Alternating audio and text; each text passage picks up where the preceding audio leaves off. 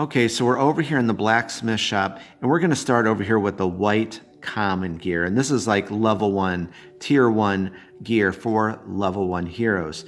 Let's pick up these cards. And so picture kind of like, and again, I want to clear this up because there was a misconception that people thought that they could not sift through the gear. They thought they had to shuffle this and take the top one, you know, and then the next one. No, it's not like that at all. It's like, consider you're in this, you know, medieval blacksmith shop, and there's all this stuff, you know, on display. So you're allowed to look through all of this, okay?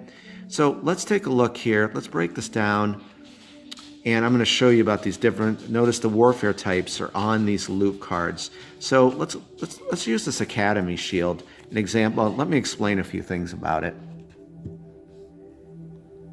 Okay, so let's take a look at this loot card, and we're going to break this down for you. Up here, of course, see the color gem? That tells you that's a white common piece of gear.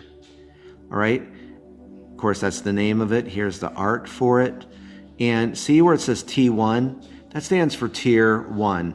This is real easy, guys. Level 1 heroes can only use Tier 1 gear. Looking back up there, you know, like the common and rare green and blue, that's Tier 2. Your hero has to be level 2. Finally, you probably already got this. There's epic purple gear and legendary.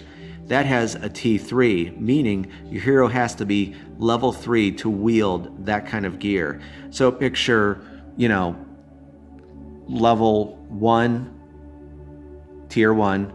Level 2 is Tier 2, green and blue. Tier 3 is purple and orange. Very, very simple. So when you see that T1, T2, T3, that's exactly what that means. Right here, this tells you that this is a piece of armor. In Dungeon Crusade, there's a very simple formula. Heroes can wield 2 weapons, have 1 piece of armor, 1 necklace, 1 ring, and 1 charm. That's the way it is. That can't change. That's the formula, and that's the way the game was balanced. So right here, and there will be different ones that you'll see, like for charms, rings, necklaces, weapons, like the weapon has a sword. So that's what that means here. So we can see this is a piece of armor that Sir Brennus can equip. Of course, you know what that is? That's the gold price. This is going to cost Sir Brennus 200 gold to purchase this from the blacksmith. Finally, well, actually, there's something down here. Remember our physical warfare. We want to spec Sir Brennus out to be strong in physical warfare. So this is perfect. See the +2? Remember the red dice? We're going to be able to add +2 to all physical warfare rolls. So this is going to be great for him, especially at 200 gold. So we're going to purchase this and equip that on Sir Brennus. So I have his 200 gold here. Whoops. So I'm going to put that over in the box for him that he just purchased, the Academy shield. The next thing we're going to get Sir Brennus, I think he has 100 gold left. Remember, all the heroes started with 300 gold. And before I forget, heroes can share gold. So, you know, I designed this game for the soloist board gamer. I'm a diehard soloist board gamer. But of course, you can play a co-op. So if you're playing solo, of course, you can divvy up the gold however you see fit. You could give all the gold to one hero. There's no restriction, no rule about that. They're comrades, of course, so they can trade and gold and loot and all that kind of stuff. So he has 100 gold left, and I think it'd be wise to get him a healing potion. And again, on the reverse side, it says what it does. I'm going to place this in his player area. Lastly, I think that Enwyn, our archer hero, is going to lend Sir Brennus some gold to buy him another weapon. And this right here is a big pro Crusader tip in Dungeon Crusade. Sir Brennus just starts out with his worn longsword in his left hand. Well, in Dungeon Crusade, they can dual wield weapons, but they have to be a different type of weapon. So the big tip is you definitely want your heroes to be dual wielding weapons. That's just you'll see why, but it's a great strategy to have 2 weapons in each of their hands. So what we're going to do is let's go back to the blacksmith shop in the common deck here. Let's see if there's any kind of weapon that we could equip with Sir Brennus. Look at these here. And I think what we're going to do is, actually I think that this royal scepter here, now look down here, of course, that's spiritual warfare. Let's take a look at his hero card again. Hopefully all this is kind of slowly coming together for you now that we're getting into this. Okay, so he has a +1 to spiritual warfare, and you know what? Why don't we do that? That way that he'll have his worn longsword, a physical warfare weapon in his left hand, and he will have this royal scepter in his right hand. So we can see there, remember, T1, so we're good there. And there's that weapon icon. So he can have 2 weapons, and then 200 gold this will cost. Also, this is a really good weapon here because it'll do, of course, 1 damage, but we could add +2 to all spiritual warfare rolls, and those are those orange dice. So looking at his card, we're already up by +1, +2. That gives him a +3 bonus to all spiritual warfare rolls. So I think this is what we're going to do. And Enwin has lent him 200 gold, and so I'm going to put that in his player area. Okay, and I just wanted to take a look at this with you. First of all, I hope you're having a good time. To get to know me, I love speccing out heroes like in Diablo and all these other games. So this part, the shopping phase, is one of my favorite parts of the game because I get a chance to build my heroes how I want. And I think with what we did here with Sir Brennus, this is an excellent build going on so far. So let's go over this here. Of course, he has his worn longsword. Notice the gray gem here. That's a starting weapon. We get no bonus that with the physical warfare, and there's just 1 damage it can do. But we have that Academy shield, and that is going to give us a +2 to our physical warfare rolls. Remember, red dice. And looking at his hero card here, he's very proficient in physical warfare. That's a +3. So right now, that's a +5 going against a monster that is versed or proficient in physical warfare. So he's going to do incredibly well. And then, of course, we have the Royal Scepter. This is a spiritual warfare weapon. Again, orange dice. We can add a +2 to any spiritual warfare roll, but plus he's got this +1 up here, so that's +3. So my point is, even though he's lacking in chaos warfare and mythical, we're going to want to send him after monsters who are proficient in spiritual warfare and physical warfare. So he's going to be a great hero to go against those types of monsters. Okay, so let me tell you what we're going to do now. I am going to go shopping for the other 5 heroes, and I don't want to hold you up with that. And hopefully you saw just from Sir Brennus what you want to try to achieve. But again, it's like how you want to spec out your heroes. So I can't really say what you want to do, of course. It's up to you how you want to build your party of heroes. But what I'd like to do is, let's go over some of these weapons right here. And there was some good stuff that was populated in the common gear here. And what you can do is, this is another kind of suggestion. I go through here, and this is of course totally permitted, and I section everything off. So I have like weapons here, rings right here. And remember, there's those different little icons you can see there. And charms. I want to chat with you about charms too. Necklaces, very rare to show up. There's not a lot of these. And then at the back, there is some armor.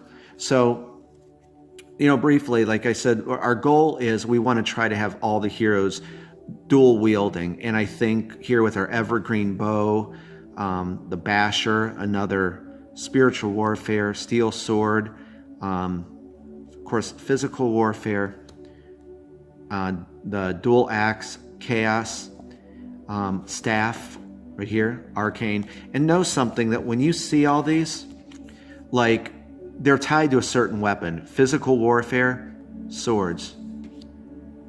Spiritual warfare, maces, hammers, scepters.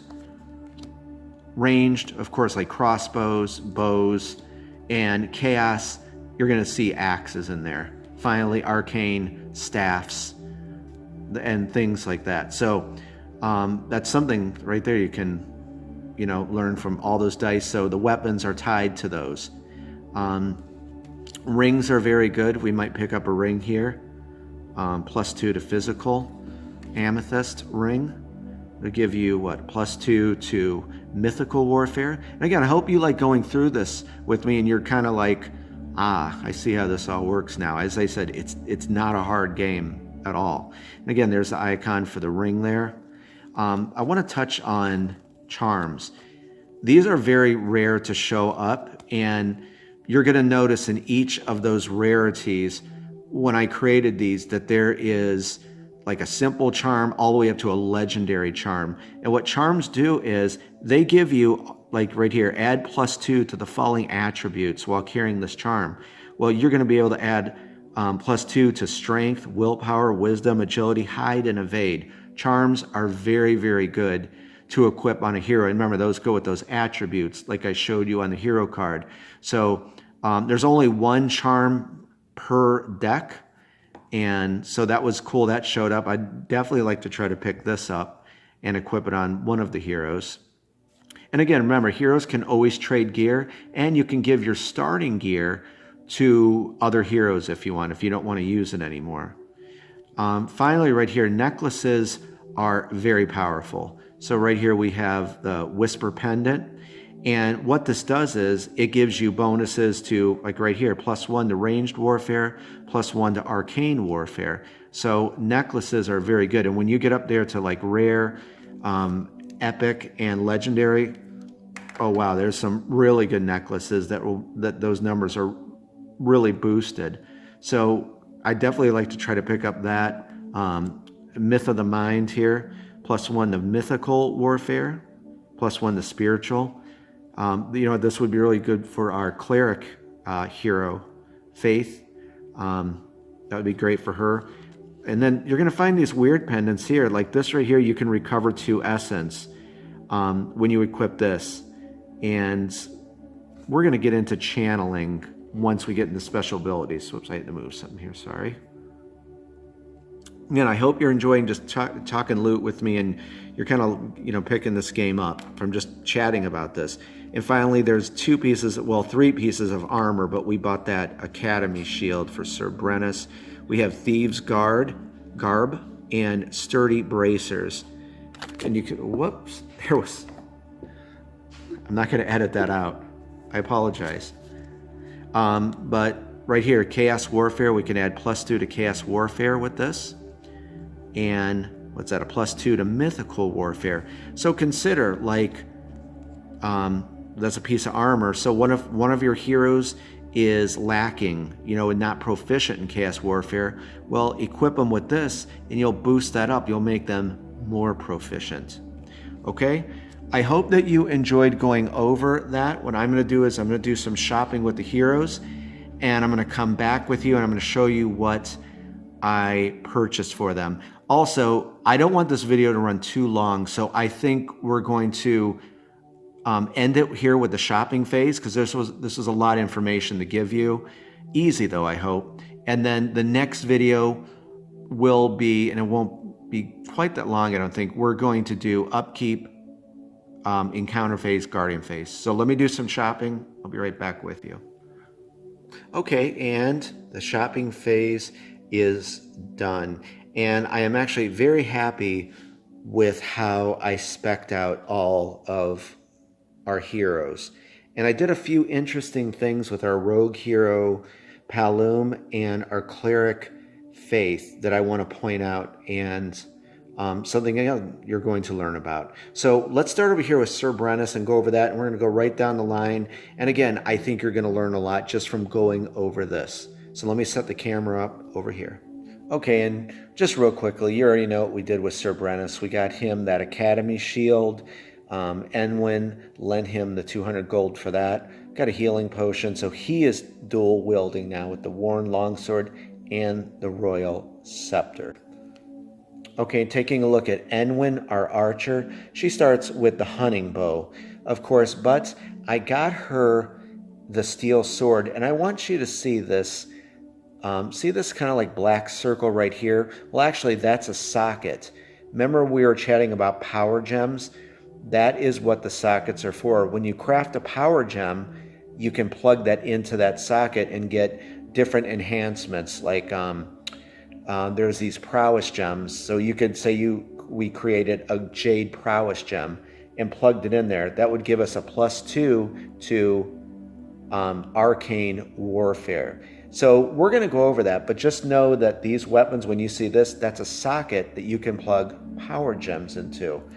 And looking at Enwin's card, she's already pretty proficient in physical warfare, so I just kind of buffed that up. I got her the steel sword, and with the steel sword, that adds a +1 to physical warfare. So she's pretty proficient with a +3 to ranged warfare with her bow, and a +3 with her steel sword to physical warfare.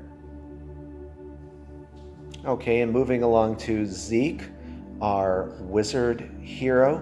And I just kind of went what you would expect. Of course, he's versed in arcane warfare with a +3, but he's also a little proficient in spiritual warfare. So we got him the spiritual warfare, the scepter called the Basher. And let me move that down so you can see that. And so that will add a +1 to spiritual warfare rolls. So we could add a total of +2 to all spiritual warfare rolls. So he's good with arcane warfare, and now he is proficient in spiritual warfare. Okay, and I'm trying to get both of our girls in here, our rogue and our cleric. And this is kind of the interesting thing I did. Let's start with Palum. Now, she excels at, of course, she's our rogue, mythical warfare with a +3. She has that dull stiletto she starts with, but I actually got her the redwood staff, which is arcane warfare, and she can add a +1 to all arcane warfare rolls. But if you notice, she's this kind of middle of the road. It's a 0, so she kind of buffed that up. So she's pretty good with already with chaos warfare. Now she's a little more proficient in arcane warfare, and of course great in mythical warfare. So, and why, I'm going to slide this over so I could show you. I debated on giving her the dual axe, because this, you can add a +2 to chaos warfare rolls. So she is proficient in chaos warfare, so she would have been stronger, but I kind of wanted to spread that out. So she's good in those 3 different warfare types. And also, interesting to point out that Faith, our cleric, is not proficient at all in chaos warfare. There's a -2 there, meaning if she has to roll the black dice, chaos warfare, she's going to have to -2 from the result. So by giving her the dual axe, that sets her at 0, because that's a +2. So we made her a little better at chaos warfare. We got her out of the negative. So that's why I did that. And finally, Maheliak, our barbarian hero. So, I don't know if you can see this or not.